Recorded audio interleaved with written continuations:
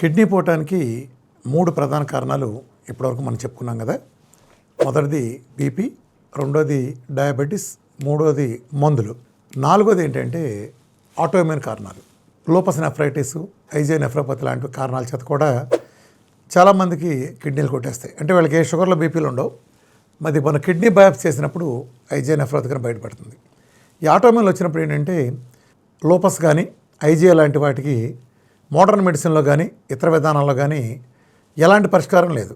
అసలు zero result. దాని గురించి పెద్ద అవగాహన కూడా లేదు. తెలిసిందల్లా ఒకటే, స్టెరాయిడ్స్ కొడతారు. దీని మూలన ఫర్దర్ కాంప్లికేషన్ దారితీస్తుంది తప్ప మరిన్ని ఆర్గాన్లు పోవటం, మరిన్ని డ్యామేజ్ చేయడం తప్ప అది పనికిరాదు. సో ఐజిఐ పోతే కానీ ఐజిఐ నెఫ్రోపతి పోదు. పాపం డయాలసిస్ తప్పితే పరిష్కారం లేని విధంగా జరుగుతుంది.